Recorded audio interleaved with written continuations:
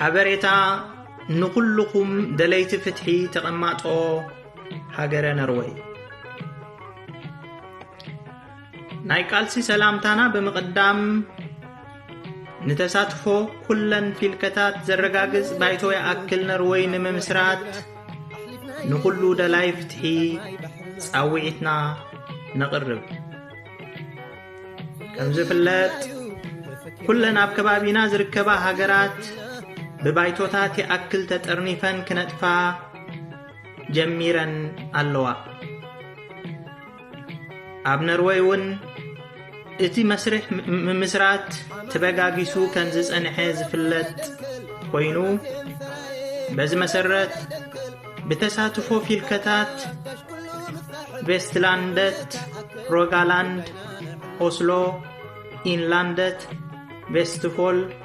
ኣግደርን ቪከንን መስርሕ ምንዳፍ ሕጊ ተጻፊፉ ንምምስራት ባይቶ ያክል ኖርወይ ኣብ ናይ መወዳእታ ምድላዋት ንርከብ ምምስራት ባይቶ ያክል ኖርወይ ናይ ኩላትና ደለይቲ ፍትሒ ተቐማጦ ኖርወይ እዮ ገዛ ብምዃኑ ድማ ክንዓስሎን ዘዝከኣልና ከነበርክትን ንጽውዕ በዚ መሰረት ዝተረፋ ፊልከታትን ካልእ ዝኾነ ከበርክትን ክሳተፍን ይኽእል ዝብል ወገን ኣብዚ ዝግበር ዘሎ መስርሕ ምምስራት ባይቶ ያክል ኖርወይ እጃሙ ከበርክትን ተሳትፉ ክዕዝዝን ጻውዒትና ነቅርብ ዓወት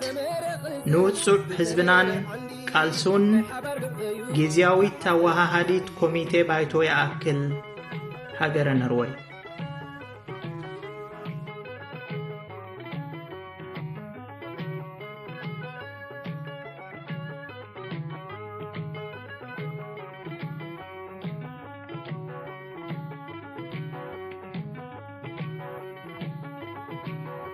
لومي خصباح كم تذاح حلفي عيركب سلام مقدأت خنكرفي صلاين تغمو مريت كمقاطلو اي تتعمتلو شملا خان العلو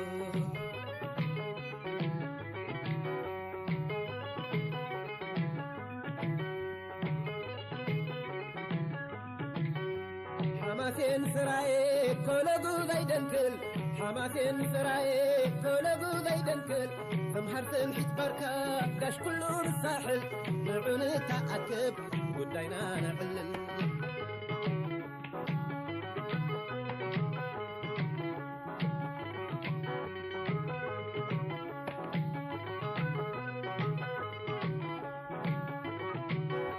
وغني وغنكا بحيمانوت قبيلة وقد نسنجال ناي طفات كاخيلا وغني وغنكا بحيمانوت قبيلة وقد نسنجال ناي طفات كاخيلا حنت حسب تكون هاجرنا بكلا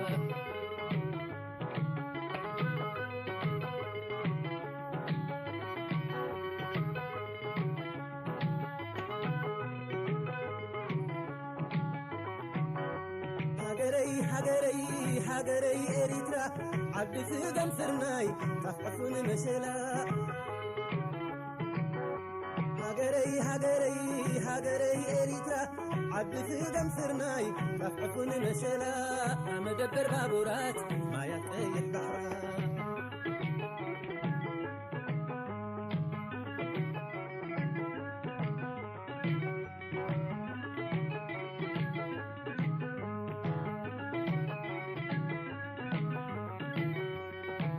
وثاني ناي حزبي بيأمن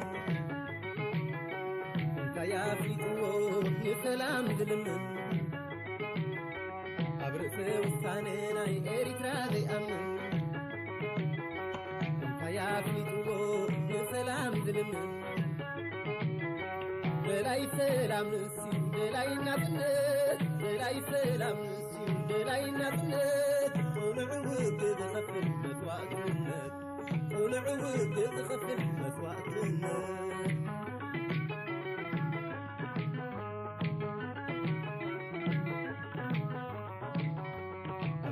ውሳኔ ናይ ህዝብታት ዘይኣምን እንታይ ኣፍሊጥዎ ንሰላም ዝልምን ኣብ ርእሰ ውሳነ ናይ ኤርትራ ዘይኣምን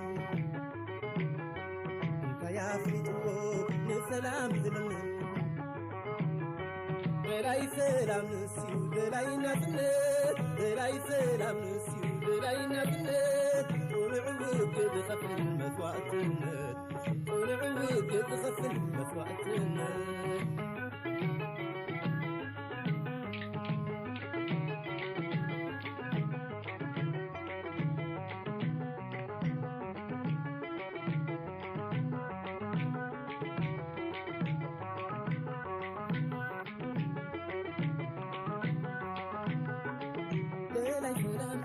ደላይ ናጽነት ቁኑዕ ውግብ ሓርገኝነት ደላይ ሰላም ደላይ ናጽነት ቁኑዕ ውግብ ብመስዋዕትነት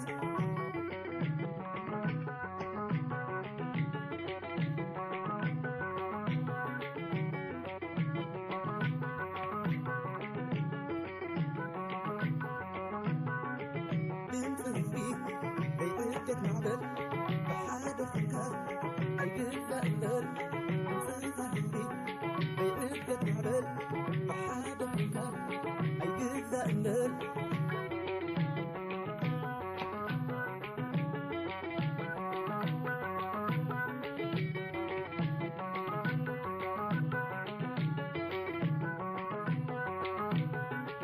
ደላይ ሰላም ደላይ ናጽነት